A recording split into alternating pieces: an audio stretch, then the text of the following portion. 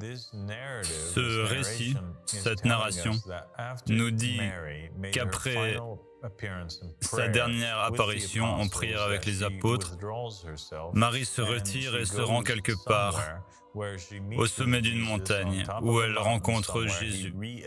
Il lui réapparaît. Nous avons donc maintenant une apparition de Jésus après sa dernière apparition aux apôtres, après la période des 40 jours et des 40 nuits. Oui, c'est la seule explication. Oui, effectivement. Alors, où est-elle allée? Et où lui est-il apparu? Eh bien, dans ce récit précis, il y a des indices sur l'endroit où elle est allée.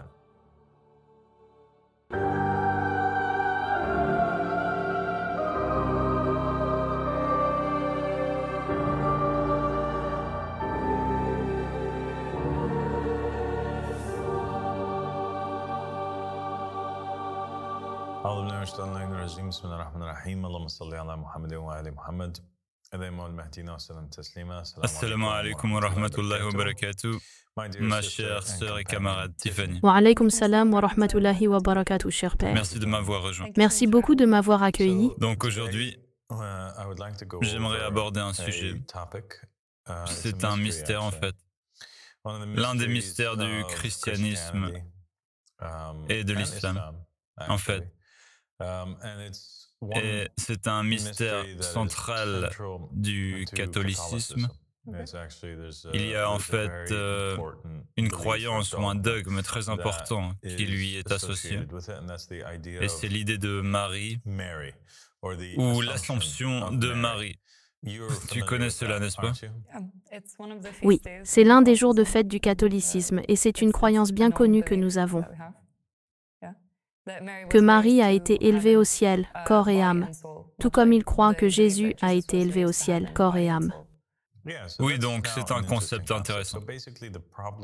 En fait, le problème a commencé lorsque Marie apparaît à plusieurs reprises dans la Bible, dans le Nouveau Testament. Et elle est très présente et joue un rôle central en tant que femme grandiose, une grande femme qui reçoit des révélations de Dieu.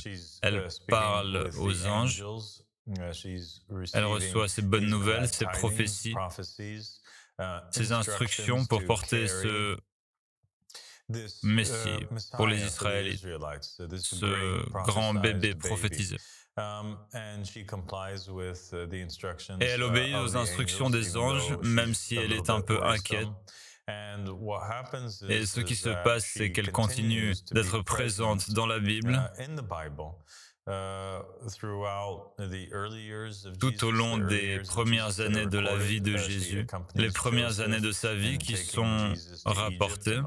Elle accompagne Joseph lorsqu'il emmène Jésus en Égypte afin de le sauver des massacres perpétués en Israël par le roi Hérode.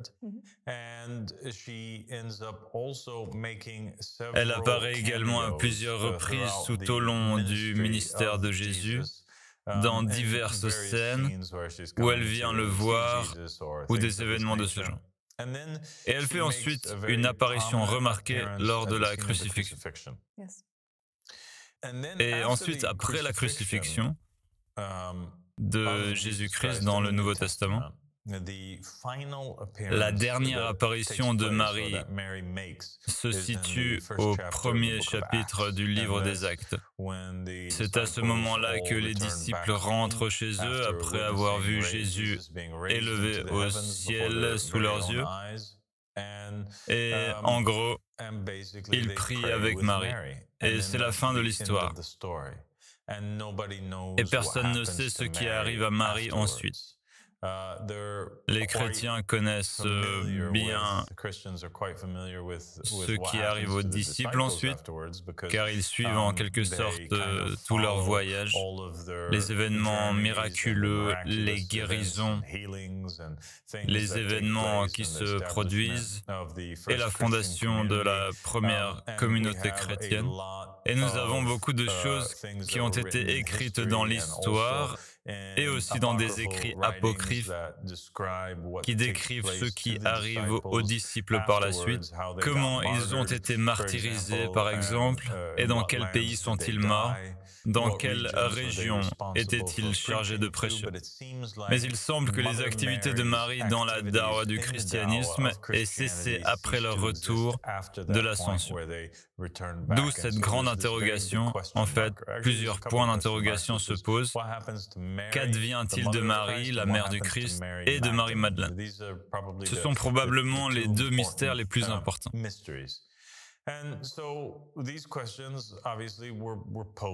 Ces questions ont donc été posées à l'Église et celle-ci ne savait pas vraiment comment y répondre.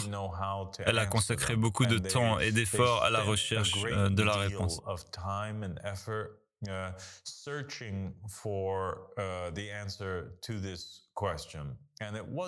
Et ce n'est que dans les années 1950 qu'un pape, le pape Pie XII dans les années 50, décide d'en faire officiellement un dogme de l'Église catholique. Il décrète, de par son autorité de successeur et de vicaire de Jésus-Christ, que le récit et la doctrine correcte auxquels tous les catholiques doivent désormais croire sont que Marie a été élevée au ciel, corps et âme. Maintenant, l'Église et Pie XII ne répondent pas vraiment à la question de savoir si elle a été élevée au ciel, corps et âme, après ou avant sa mort. A-t-elle été enlevée et élevée au ciel vivante, comme Enoch et Élie, ou a-t-elle fini par mourir, puis son corps et son âme ont été élevés au ciel? Mais il a décrété que tel serait le cas. Les chrétiens étaient très divisés sur ce point car, comme vous le savez, les chrétiens protestants ne reconnaissent pas l'autorité du pape pour pouvoir, sur la base de révélation ou d'inspiration, faire de quelque chose un décret. Donc les protestants disent donc le livre d'Allah nous suffit.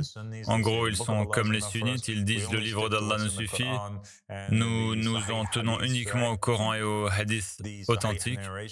Et les seuls récits authentiques qu'ils considèrent comme valables sont ceux de la Bible, à savoir les témoignages de Paul, Matthieu, Marc, Luc et Jean. Et ce groupe d'épîtres qui suivent, c'est ça, et ils ne croient en rien d'autre. Ils ont rejeté l'évangile de Barnabé, ils ont rejeté tous les autres évangiles. Et il y a même une différence entre la Bible catholique et la Bible protestante quant à certains éléments qu'elle contient. Mais c'est un autre sujet. Et donc ils rejettent ce récit, car il n'existe aucune preuve scientifique. Rien dans la Bible n'affirme sans l'ombre d'un doute que c'est ce qui s'est passé avec Marie, mais l'Assomption de Marie est bel et bien cela, c'est l'hypothèse du pape Pie XII. Il présuppose que c'est ce qui se passe et déclare que c'est officiel.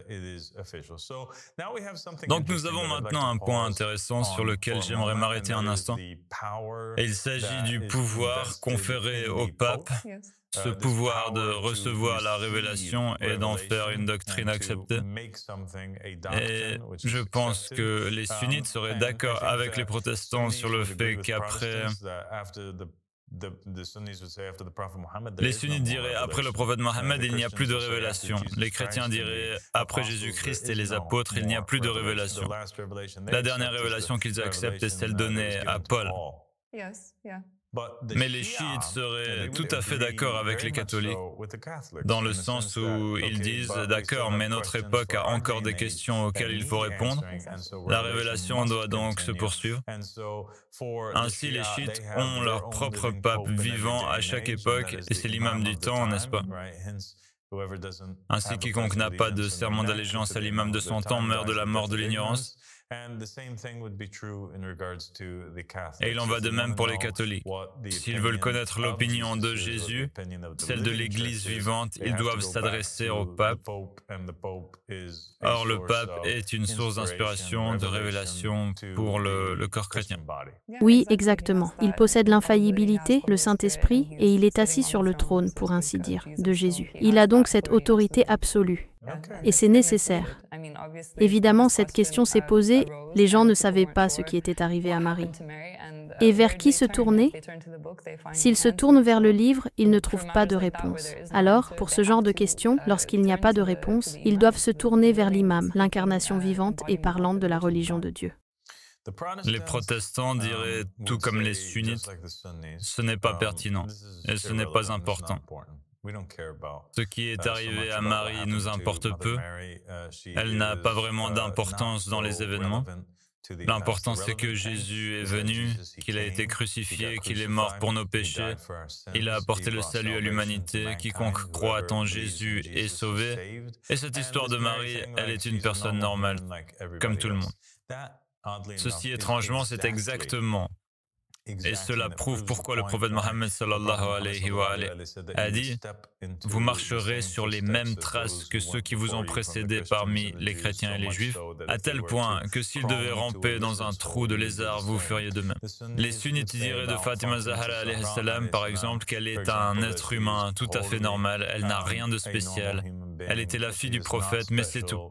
Ils ne la vénèrent donc d'aucune façon. Pour eux, ce qui compte, c'est le prophète et ce qu'il a dit de son vivant, et c'est tout. C'est la même position que partagent les protestants, mais pas les chiites. Les chiites vénèrent Fatima Zahra alayhi salam. Ils vénèrent également les imams issus de la descendance du prophète Mohammed sallallahu alayhi wa alayhi. Et il en va de même pour les catholiques. Ils vénèrent Marie et lui attribuent un rôle très important dans le christianisme, n'est-ce pas? Parce qu'ils ne la voient pas simplement comme une femme. Non. C'est la femme qui portait le Saint-Esprit en elle. Elle est considérée comme la grande intercesseuse. Dans le catholicisme, il y a cette idée de confession. Quand on commet un péché, on va le confesser au prêtre. Il nous donne une pénitence ou quelque chose que nous pouvons faire pour nous racheter de ce péché. L'une des pénitences les plus prescrites est la récitation d'une prière appelée « Je vous salue Marie ». Ce « Je vous salue Marie » est une prière demandant à Marie d'intercéder en votre faveur. Marie est considérée comme la femme la plus juste qui ait jamais existé, selon leurs croyances. Oui, elle est considérée comme une femme si grande et si sainte. Elle est considérée comme une femme incroyable et sainte pour cette raison particulière, car dans l'islam et le christianisme, Jésus est l'Esprit de Dieu, il est Ruh Allah.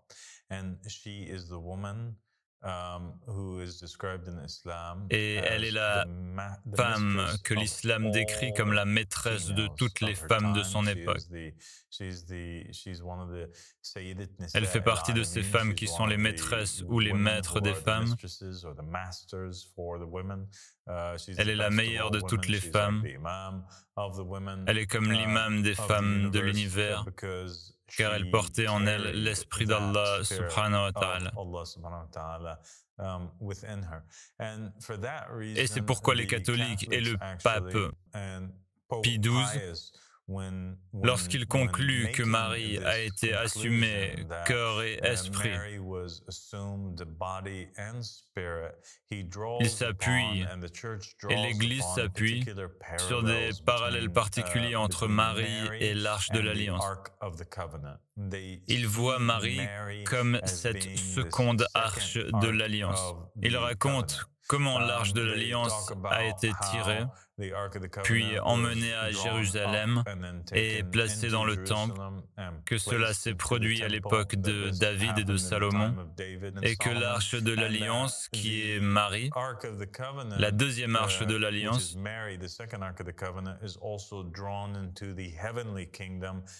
est également tirée dans le royaume céleste et placée à côté de Dieu dans le ciel.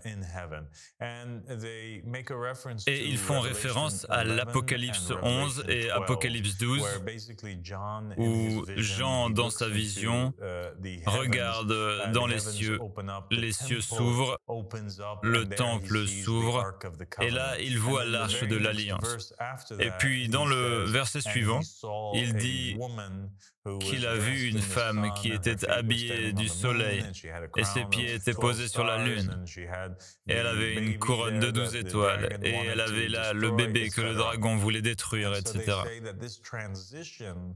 Ils disent donc que ce passage, cette transition de l'arche de l'Alliance qu'ils contemplent dans le ciel à Marie, ou plutôt à cette femme qu'ils supposent être Marie, prouve sans l'ombre d'un doute que Marie, la mère du Christ, est la seconde arche de l'Alliance présente dans les cieux. Et lorsqu'ils la virent en vision, elle était vivante et fut donc élevée au ciel vivante. Comme Élie et Enoch y furent élevés. D'accord. Waouh. C'est incroyable. Et c'est aussi un témoignage de l'autorité du pape quand on y pense.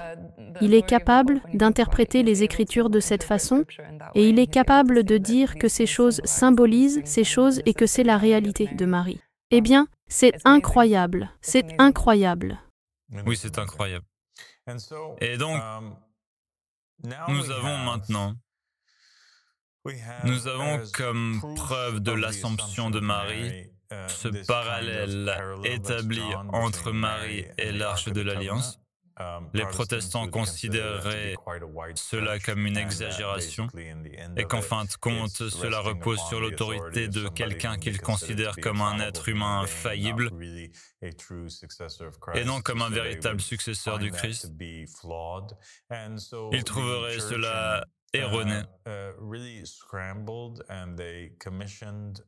Et l'Église s'est donc véritablement démenée et a chargé des chercheurs et des érudits et de trouver des preuves sur la doctrine de l'Assomption de Marie.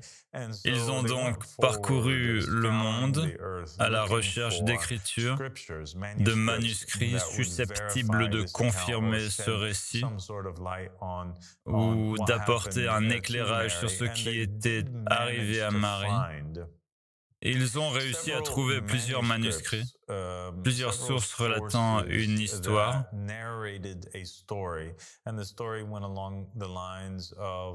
Et l'histoire raconte que Marie avait été confiée à Jacques le Mineur, qui s'occupa d'elle. Elle finit par s'installer à Jérusalem ou à Éphèse. Et un jour, elle tombe malade ou approche de la fin de sa vie. Les disciples sont alors transportés vers elle par magie ou miraculeusement depuis les différentes régions où ils se trouvaient à ce moment-là. Puis Marie tombe dans un profond sommeil où elle décède. À ce moment-là, les disciples ou les apôtres voient le ciel s'ouvrir et Jésus descendre. Il soulève littéralement Marie et l'emmène avec lui au ciel, corps et âme. Une autre version de la tradition raconte qu'elle s'endort et est emmenée par les apôtres qui l'ensevelissent dans un lieu précis, près de l'endroit où ils ont déposé le corps de Jésus. Et ce faisant, ils finissent par recouvrir le tombeau. Puis Thomas arrive, il était en retard, il n'a pas été témoin de l'événement, il était un peu préoccupé, il était bouleversé. Il exige que le tombeau soit rouvert. Et lorsqu'il est réouvert, il découvre que le corps de Marie a disparu. Les apôtres supposent donc que Marie a été enlevée, qu'elle est ressuscitée d'entre les morts et qu'elle a été emportée au ciel avec Jésus, corps et âme. Le problème avec ces récits est que les plus anciens remontent à environ 400 ans après la crucifixion, ce qui est très problématique en raison de leur absence dans le Nouveau Testament. Et les gens diraient donc que si les premiers chrétiens avaient été au courant de cela, s'il ne s'agissait pas d'histoires inventées, écrites des centaines d'années plus tard, alors les chrétiens auraient ajouté cela à la Bible parce que cela semble être un événement très important et miraculeux. Si Jésus est ressuscité des morts et que cela a conduit à des conversions massives, et que cela a conduit les apôtres à être prêts à donner leur vie pour prêcher cet évangile. Alors pourquoi ne voudraient-ils pas également prêcher ce fait que d'autres croyants, y compris la mère de Jésus elle-même, qu'elle est elle-même également ressuscitée des morts? Ils sont donc très sceptiques quant au récit et présument qu'il s'agit très probablement d'histoires inventées qui ont été écrites plusieurs siècles après cela. Une autre théorie qu'on a vue est une théorie. Maintenant, on sait que les catholiques croient que c'est le récit officiel, l'histoire officielle. Cela a été sanctionné par le pape. Oui, c'est approuvé par le pape. C'est terminé.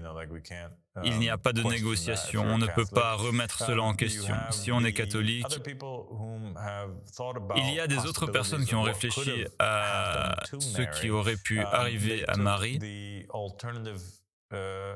Ils ont avancé l'idée alternative selon laquelle elle aurait été martyrisée ou tuée, exécutée par les Juifs, les Romains ou quelqu'un d'autre. Et ils se réfèrent également à la Bible pour étayer leur croyance. Ils se réfèrent à l'événement initial où Marie et Joseph prennent l'enfant Jésus et le présentent à un prêtre, un rabbin nommé Siméon.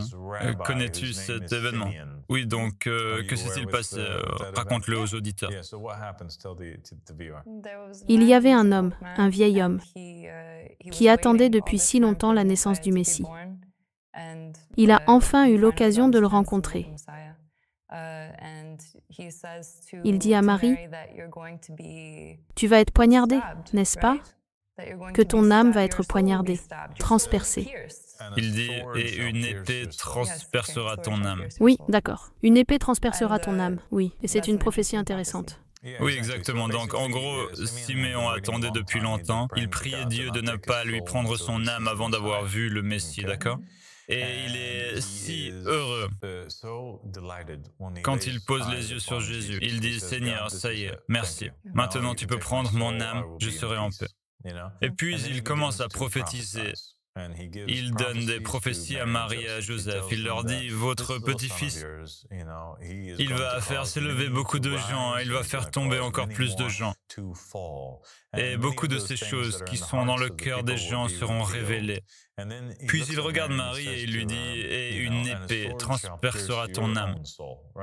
Alors les gens disent, d'accord, une épée te transpercera l'âme, cela signifie que c'est une prophétie donnée à Marie, que Jésus ne sera pas le seul à être martyrisé, car il y a une sorte d'illusion qu'il serait rejeté et qu'il entraînerait la chute de beaucoup de gens par le fait qu'il le rejetterait ou finirait par le crucifier.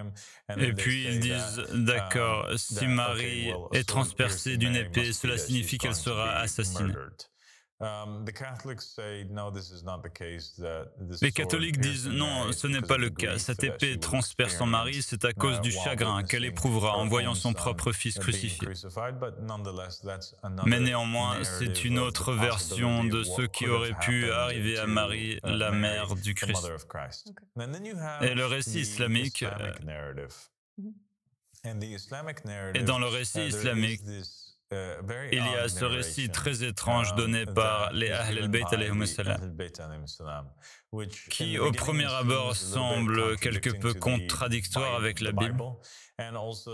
Et en même temps, certains aspects ne prennent tout leur sens que lorsque l'on regarde cela de plus près.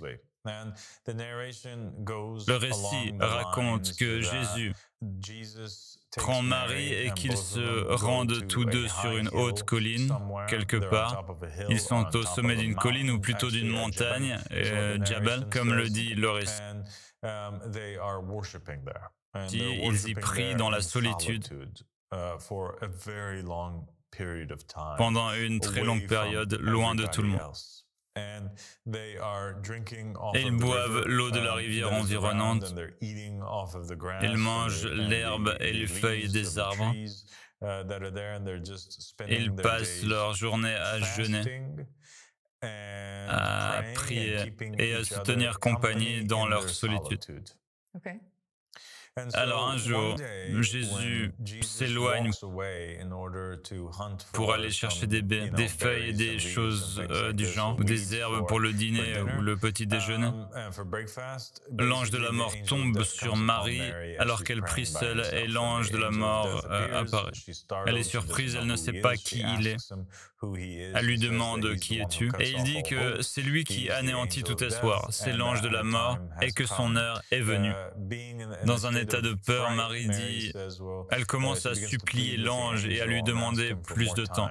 Elle lui dit, d'accord, j'accepte que je vais mourir, mais permets simplement que l'amour de ma vie, mon cœur et mon âme, Jésus, reviennent pour que je puisse lui dire au revoir et poser les yeux sur lui une dernière fois. L'ange de la mort refuse de faire ceci et il lui dit « Je suis vraiment désolé, mais je ne peux en aucun cas retarder d'une seule seconde la prise de ton âme, car je suis un messager de Dieu et je suis commandé par Dieu et j'agis selon ses ordres. » Et il m'a dit que je devais faire cela.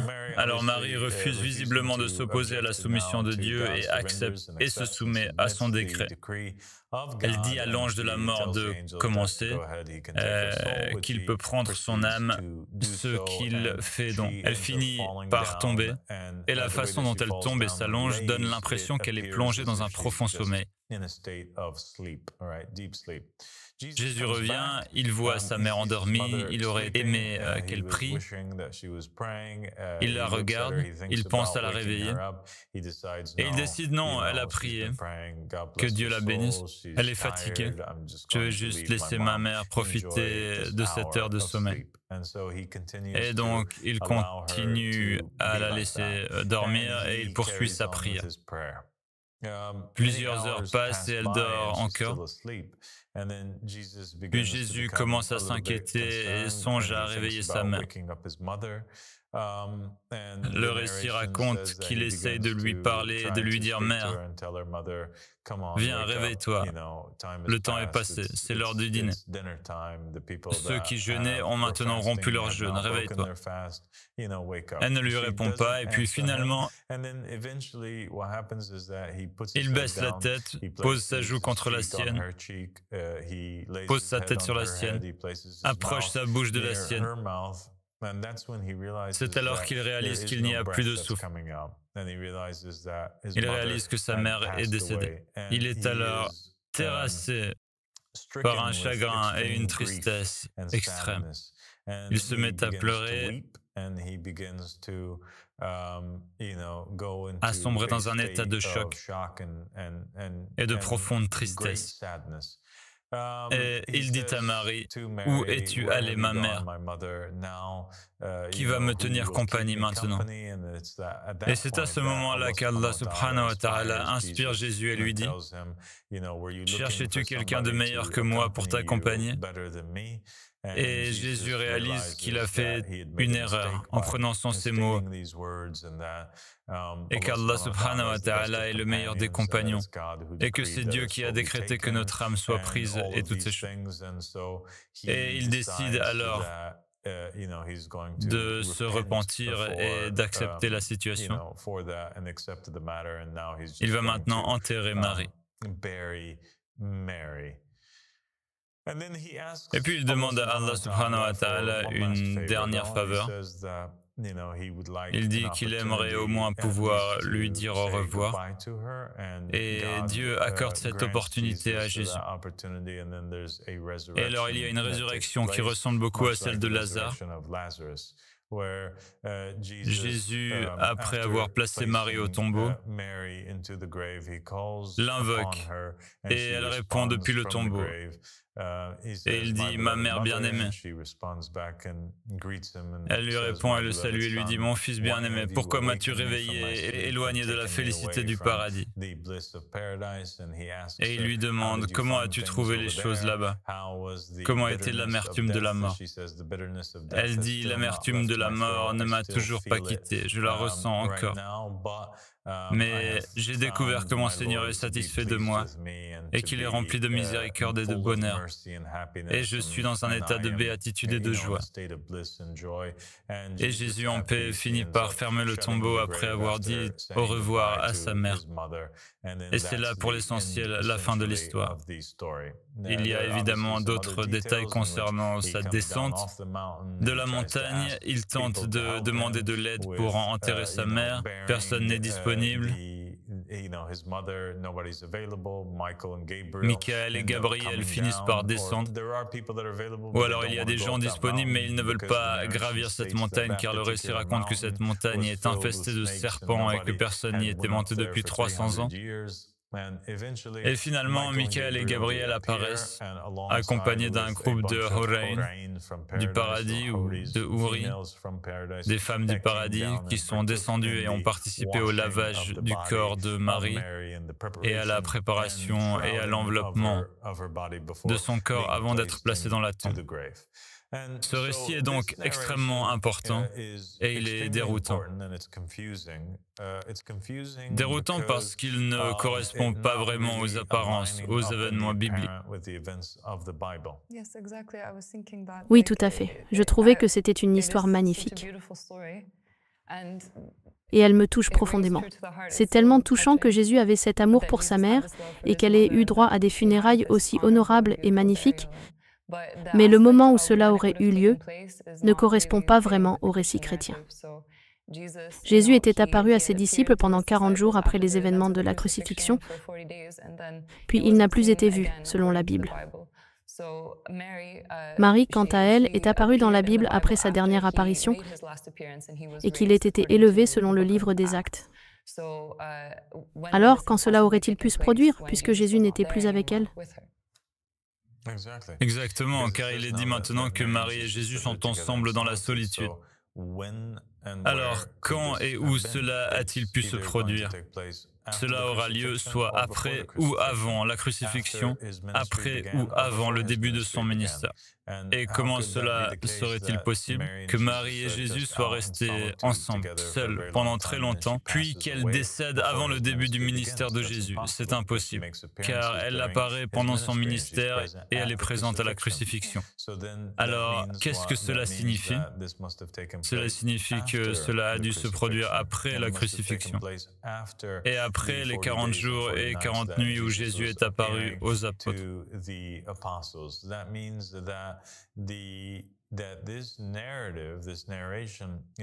Ce récit nous dit donc qu'après sa dernière apparition en prière avec les apôtres, Marie se retire et se rend quelque part où elle rencontre Jésus au sommet d'une montagne, où il lui réapparaît. Et donc nous avons maintenant une apparition de Jésus après sa dernière apparition aux apôtres, après la période des 40 jours et des 40 nuits. Oui, c'est la seule explication. Oui, c'est ça. Alors, où est-elle allée? Et où est-il apparu? Eh bien, dans ce récit précis, il y a des indices sur l'endroit où elle est allée. Et ces indices se trouvent dans les eaux ruisselantes et les hautes terres. Cette montagne, les hauteurs sur lesquelles elle se trouvait, ainsi que les eaux mentionnées dans le récit, sont assez révélatrices, sont indicatives. Cela nous rappelle le verset coranique dans lequel Dieu dit qu'il a pourvu à Marie et à son fils Jésus un refuge, un lieu élevé où coulent des eaux vives. Et cela nous amène immédiatement à un récit des Ahl al-Bayt alayhimus salam où l'imam as-Sadiq alayhi salam voyageait un jour avec l'un de ses compagnons. Ils traversèrent l'Euphrate et s'assirent. Et l'imam as-Sadiq alayhi salam interrogea son disciple et il lui dit « Est-ce que tu sais où Marie a donné naissance à Jésus ?» Et il lui dit « Non, je ne sais pas. » Et l'imam as-Sadiq alayhi salam dit « Ici même, à l'endroit même où je suis assis. C'est ici que Marie a donné naissance à Jésus. » Et les rivières mentionnées dans ce verset, il lui récite ce verset et il lui dit « Les rivières mentionnées dans ce verset, c'est l'Euphrate. Et les hauteurs, c'est là-bas. Et il pointe vers Nadjaf, la montagne, les hauteurs de Nadjaf. »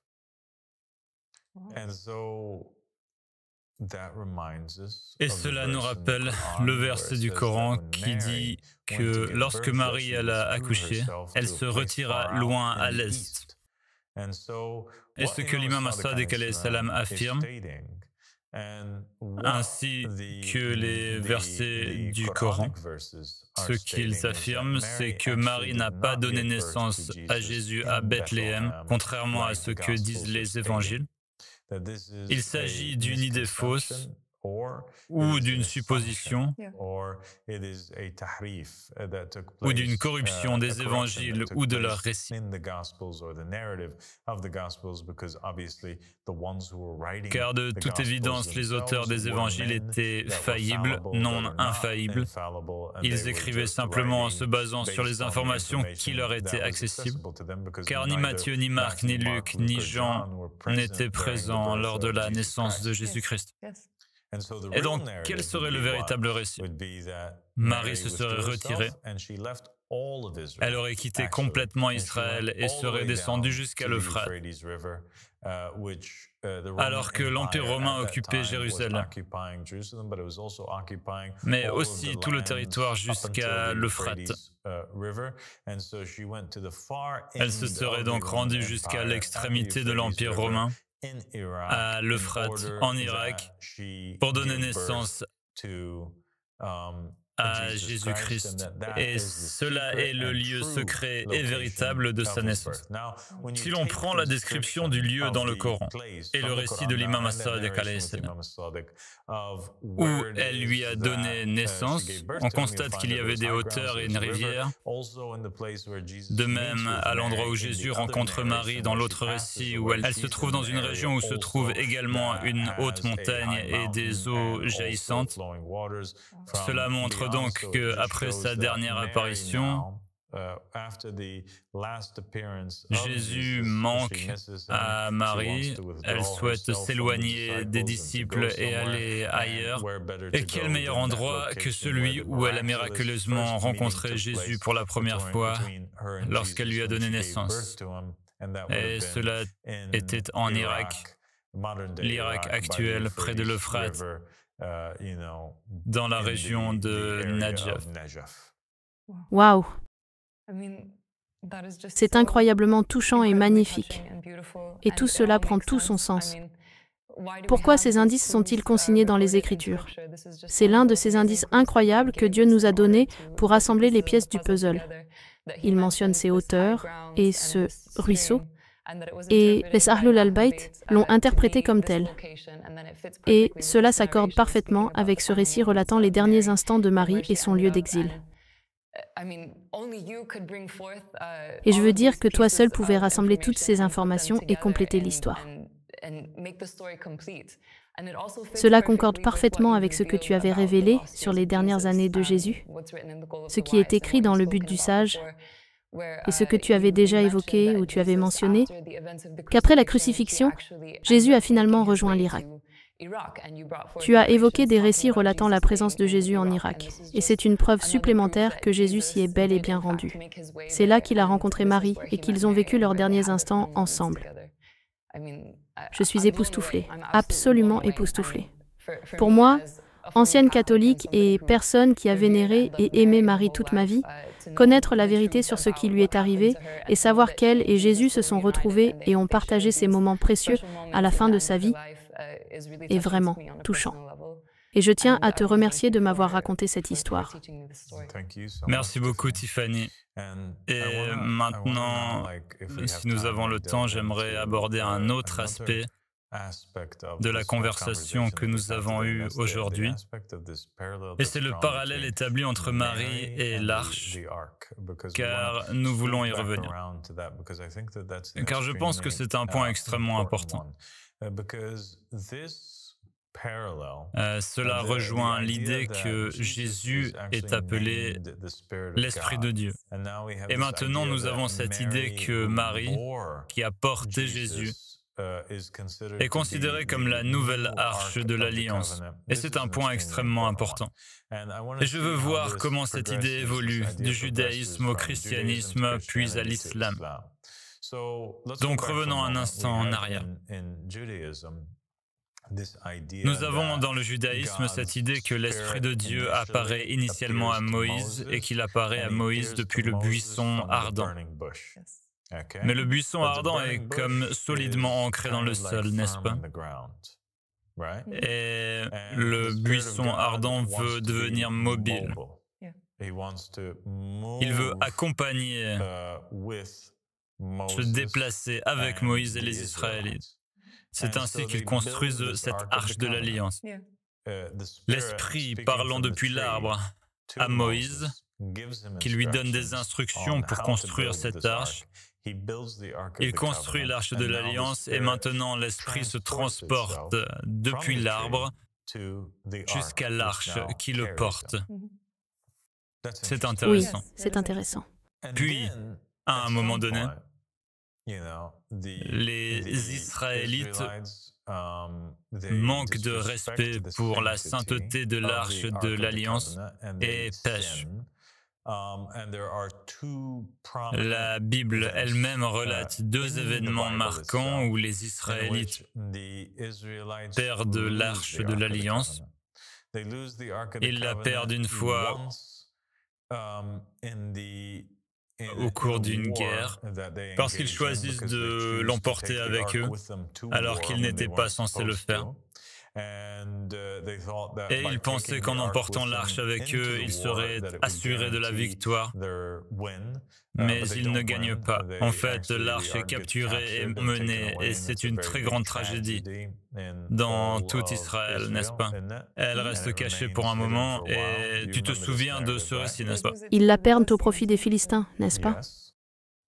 Oui, ils la perdent au profit des Philistins. Et elle finit par devenir une grande source de fléau et de châtiment pour eux. Et ils finissent par rendre l'arche de l'Alliance. Ils ne veulent rien avoir à faire avec elle. Puis, une deuxième fois, ils perdent l'arche de l'Alliance et ils la perdent lors de l'invasion de Nabuchodonosor.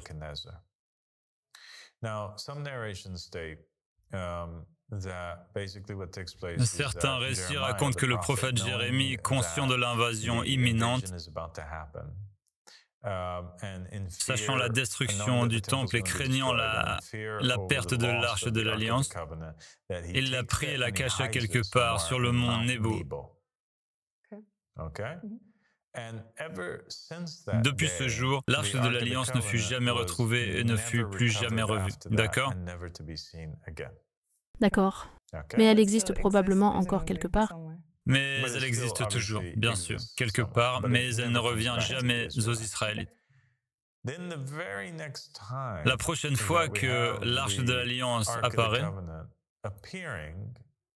les chrétiens diraient qu'elle apparaît sous la forme de Marie. Israël est béni avec la nouvelle arche de l'Alliance ou avec le retour de l'arche de l'Alliance. Mais elle ne revient pas sous la forme d'une boîte en bois, mais sous la forme d'une sainte femme qui porte en elle l'Esprit de Dieu, de la même manière car le nom de Jésus était l'Esprit de Dieu, et que l'arche de l'Alliance était une boîte portant en elle l'Esprit de Dieu qui avait parlé à Moïse. Ok? Et puis nous avons, dans l'islam, un autre parallèle établi entre Marie et Fatima az-Zahra alayhi salam. Et dans de nombreux récits, Fatima az-Zahra est considérée comme l'accomplissement de versets spécifiques qui s'appliquaient à Marie. Cela est très clair dans beaucoup de narrations. Elle est également considérée comme la maîtresse de tous les mondes. Dans le catholicisme, on retrouve cette idée que Ève, la mère de toute l'humanité, elle est venue, mais elle n'était pas si parfaite. Elle a commis une erreur. Ainsi, la Ève la plus parfaite, la seconde Ève, vient sous la forme de Marie. Oui, c'est la même chose dans l'islam. Bien qu'ils ne disent pas que Marie était imparfaite, mais ils disent que Marie était la meilleure de toutes les femmes de son temps et la meilleure de toutes les femmes israélites à qui elle et son fils furent envoyés. Mais Fatima Zahra alayhi salam est une Marie encore plus parfaite car elle est la maîtresse de toutes les femmes de l'univers entier. D'accord. Je pense que c'est très logique. C'est presque un type. Il y a Ève, puis Marie. Et encore plus parfaite que Marie, il y a Fatima al-Zahra.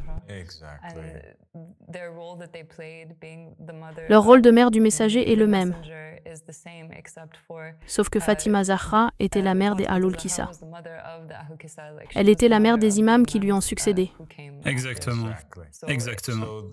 Donc l'importance de Fatima Zahra réside dans le fait qu'elle devient le refuge ou le réceptacle par lequel tous les descendants du prophète Mohammed sallallahu alayhi wa alayhi sortent. D'accord? Donc la lignée du prophète Mohammed, ce Saint Graal, ne vient que de Fatima Zahra alayhi salam. C'est elle qui a porté la lumière du Saint-Esprit, qui allait continuer à être transmise après le prophète Mohammed et après l'imam Ali, son mari Al-Hassan et Al-Hussein, puis aux 9 imams qui sont venus après Al-Hussein. Et donc dans ce sens, puisque les imams des Ahlul Bayt dans l'islam sont considérés comme étant le Saint-Esprit, alors elle aurait été le réceptacle du Saint-Esprit dans ce monde physique qui portait cet Esprit de Dieu à l'origine et leur aurait permis de passer. Et donc il semble y avoir cette idée que parmi le peuple élu de Dieu dans le judaïsme, le christianisme et l'islam, il y a toujours l'Esprit de Dieu qui est présent. Il y a toujours l'arche de l'Alliance qui porte l'Esprit présent. Et on pourrait donc soutenir que Marie a agi comme l'arche de l'Alliance portant en elle l'Esprit, car cet Esprit était en Jésus. Et on pourrait aussi soutenir qu'après Marie, Jésus lui-même, ou même après sa naissance, que Jésus est devenu dans sa chair et son corps l'arche portant l'Esprit de Dieu qui était en lui. Oui, bien sûr. Tu as même mentionné comment l'arche, le contenant de l'Esprit de Dieu, a constamment évolué au fil du temps. Du buisson ardent à l'arche de l'Alliance, elle est devenue ce vaisseau et l'être humain. Et bien sûr, elle a également évolué au fil du temps. Ça a du sens ? Oui, ça fait sens. Et il se passe quelque chose de fascinant maintenant. Nous en avons parlé dans un chapitre du but du sage où nous en avons décrit un aspect. Nous allons développer cela un peu. As-tu le temps? Est-ce que je parle trop? Bien sûr. J'ai tout le temps. Tu peux me parler 24 heures sur 24. Que Dieu te bénisse, Stephen. Donc, ce chapitre parle de l'existence du nom secret de Dieu. Ce nom secret était écrit en 4 lettres. Exactement. YHWH. Et personne ne sait vraiment comment le prononcer précisément. Est-ce Jéhovah? Est-ce Yahweh? Comment? Leur prononciation diffère. Or, nous savons que les Israélites l'appelaient par ces 4 lettres. Et quand ils voulaient faire référence à Dieu, ils l'appelaient Hashem, ce qui signifie le nom, n'est-ce pas? Et ils appelaient donc Hashem le nom, car il était illégal et constituait un grave péché de tenter de prononcer le nom sacré de Dieu. Seul le prêtre détenait le nom secret de Dieu. Eh bien, nous avons écrit dans le but du sage comment il existe ce parallèle que nous pouvons établir entre cette sorte de nom secret de Dieu et entre l'imam al-Mahdi alayhi salam, descendant du prophète Mohammed sallallahu alayhi wa sallam. Car dans le testament sacré, le prophète Mohammed, sur son lit de mort, dicte les noms de ses successeurs. Il commence par l'imam Ali alayhi salam, puis il mentionne tous ses successeurs jusqu'au 11e après l'imam Ali, et c'est le 12e des imams, le dernier, Mohammed al-Mahdi. Et dans une version du testament, il est écrit, non pas comme Mohammed, mais il est écrit comme M-H-M-D, Mimha Mimdal. N'est-ce pas? Chaque lettre est séparée des autres pour faire allusion ou faire une référence à la décomposition des lettres dans Yahweh. YHWH, c'est le nom secret de Dieu. Ne le prononcez pas. Il existe des récits selon lesquels ce nom, qui a été décomposé dans le testament de MHMD, n'est pas autorisé à être prononcé. Personne ne le prononce, sauf un mécréant. D'où ce parallèle entre les deux, symbolisant le lien du 12e imam, Mohammed ibn al-Hassan al-Askari, alayhi salam, avec l'Arche de l'Alliance. Et dans le Coran, lorsqu'il fait référence à l'Arche de l'Alliance, il est dit que l'arche contient un reste de la famille, ou ce qui a été laissé par la famille de Moïse et d'Aaron, n'est-ce pas? Et l'un des noms du 12e imam, son nom le plus célèbre, est le reste d'Allah. Un verset du Coran parle de l'arche et mentionne les restes de la famille de Moïse et de Aaron. Et ici, il est qualifié de reste d'Allah, Baqiyatullah. Baqiyatullah khayrul lakum in kuntum mu'minin. Baqiyatullah est meilleur pour vous si vous êtes croyants. Et les Ahl al-Bayt alayhimus salam ont mentionné que l'interprétation de Baqiyatullah est le 12e imam, car il est le dernier vestige des imams. Il est la dernière pièce de Dieu dans la création. Il est le vestige de son Saint-Esprit.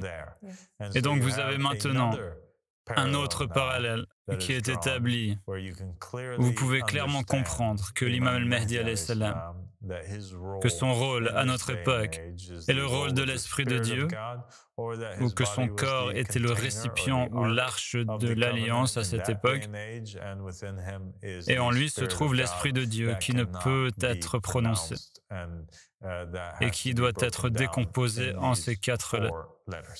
Ouais, c'est un parallèle indéniable. Et il est intéressant de constater que l'Arche de l'Alliance a presque suivi le même chemin. Dans le cas de l'Arche, c'est la boîte qui s'est perdue. Elle a été occultée un temps avant de revenir. Et le reste d'Allah est le 12e imam, qui était le dernier fragment des Ahlul al-Bayt dans le monde pendant un temps, avant de revenir à notre époque. Et les Ahl al-Bayt alayhimus salam disent aussi que l'exemple de l'épée en nous est l'exemple de l'arche de l'Alliance en Israël, que partout où l'épée apparaît, et quelle que soit la famille dans laquelle elle apparaît, là vous trouverez la preuve d'Allah, où là vous trouverez la question de l'imam. Et donc il fait bien sûr référence à la Torah et à la façon dont l'arche de l'Alliance s'arrêtait à la maison du prophète ou du messager divinement désigné, indiquant que le Saint-Esprit serait avec cet individu en particulier. Et ils disent donc que l'arche de l'Alliance est aussi avec nous, Mohammed et sa famille, mais qu'elle a désormais une forme nouvelle. Et l'un de ces signes est cette connaissance divine, car l'épée est la connaissance.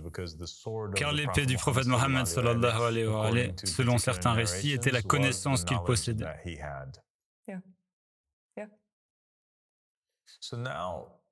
Alors maintenant, je veux aller un peu plus loin et établir d'autres parallèles, car nous avons cet incroyable parallèle qui a été établi et dont nous avons parlé plus tôt, sur la façon dont l'arche de l'Alliance est tirée vers Jérusalem, dans le temple terrestre et l'arche de l'Alliance. Et l'arche de l'Alliance, c'est-à-dire Marie, est tirée vers le ciel, étant assumée corps et âme, parce qu'elle est la nouvelle arche de l'Alliance. Très bien.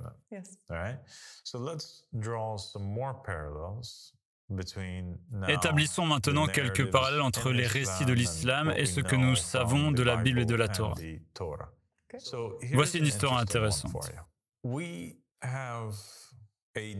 avons une narration de Ahl al-Bayt, de l'un des imams, dans lequel l'un des imams de Ahl al-Bayt interprète un verset du Coran qui dit « Wa turi sinin, wa hadha al-balad al-amin » et le mont Sinaï et cette terre sûre. Et l'imam demande « Savez-vous où se trouve le mont Sinaï » Et ils répondent « Où » Et il répond que cette terre, en fait, cette terre sûre, se trouve à Koufa. Et que le mont Sinaï est à Najaf, que c'est là que Moïse a parlé à l'esprit.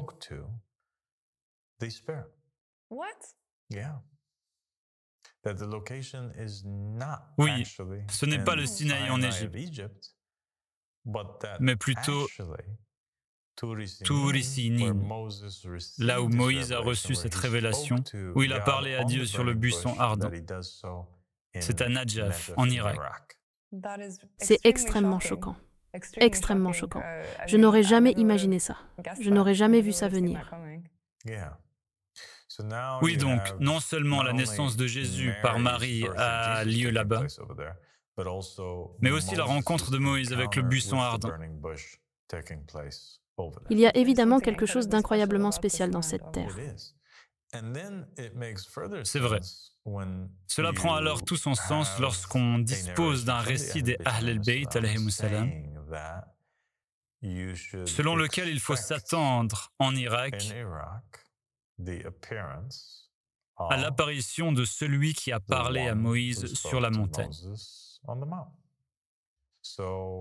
Or, qui était celui qui a parlé à Moïse sur la montagne? L'esprit qui était à l'intérieur du buisson ardent. Les Ahl al-Bayt alayhimus salam disent qu'à la fin des temps, au moment de l'apparition du Qa'im et du Yamani et de l'imam al-Mahdi alayhi salam, à cette époque apparaîtra un personnage qu'ils appellent celui qui a parlé à Moïse sur le mont et qu'il apparaîtrait en Irak. Nous assistons donc à une répétition des événements. Un nouvel arbre apparaît et un nouvel orateur apparaît, ou le retour de celui qui a parlé à Moïse sur la montagne. Et nous savons, d'après les récits des Ahl al-Bayt, alayhimus salam, et notre da'wa, qui est celui qui a parlé à Moïse sur la montagne. Les récits affirment que c'était Mohammed et la famille de Mohammed, alayhimus salam. Et la da'wa nous a dit et nous rapporte que celui qui a parlé à Moïse sur le mont en particulier était Ahmed. Ahmed al-Hassan alayhi salam. Nous voyons maintenant Ahmed al-Hassan apparaître en Irak. Le Yamani promis s'adresse aux habitants de Najaf. Najaf est peuplé de savants inactifs. La Hausa source du chiisme et de la connaissance des Ahl al-Bayt alayhimu salam pour le monde entier.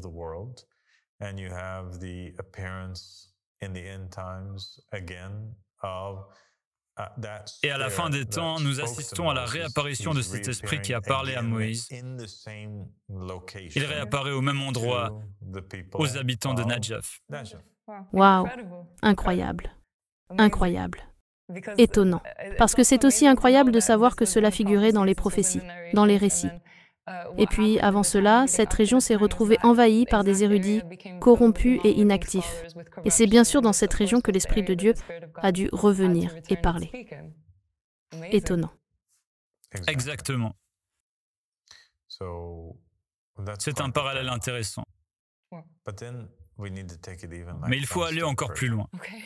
Ok, sommes-nous prêts pour cela? Enfin, je ne vois pas comment je pourrais aller plus loin, mais oui, je suis prête. D'accord. Alors que se passe-t-il ensuite dans la Bible?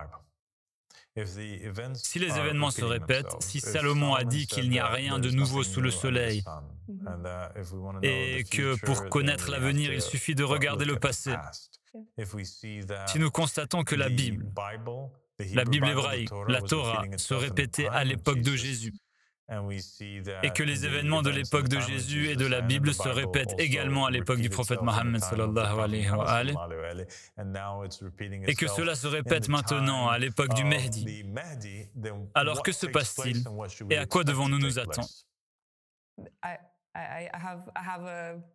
Une supposition? Écoutons-la. Tout comme l'esprit s'est déplacé du buisson ardent vers l'arche, nous voyons l'esprit évoluer vers une forme différente, ou prendre une forme différente afin qu'il puisse être mobile et se déplacer. Exactement. Et c'est précisément ce à quoi fait allusion l'imam Ahmed al-Hassan alayhi salam dans le livre du monothéisme.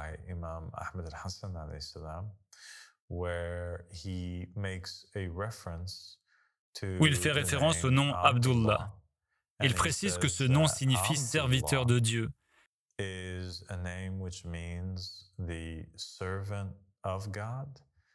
Mais qu'il pourrait aussi signifier commandement de Dieu. Il pose ensuite la question: qui est ce serviteur qualifié pour porter l'Esprit de Dieu? Et il établit donc un lien entre le nom Abdullah, car le nom arabe Abdullah porte en lui le nom d'Allah, et il le dit aussi physiquement, au sens humain, comme c'était le cas pour Mohammed, et c'est l'une des raisons pour lesquelles le prophète Mohammed sallallahu alayhi wa alayhi portait le nom de Mohammed, mais il était également appelé Abdullah, car Mohammed, Abdi wa Rasoul. Mohammed est son messager et son serviteur. Car Mohammed était capable de porter en lui l'Esprit d'Allah. Ainsi, le Qa'im dont le nom est Abdullah porterait également en lui Ahmed, ou porterait en lui l'Esprit d'Allah,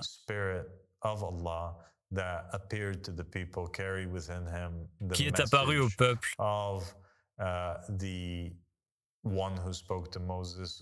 Il porterait en lui le message de celui qui a parlé à Moïse sur le mont de Koufa et lui permettrait de passer de ce buisson ardent en Irak à toutes les nations du monde. Je suis sans voix, absolument sans voix.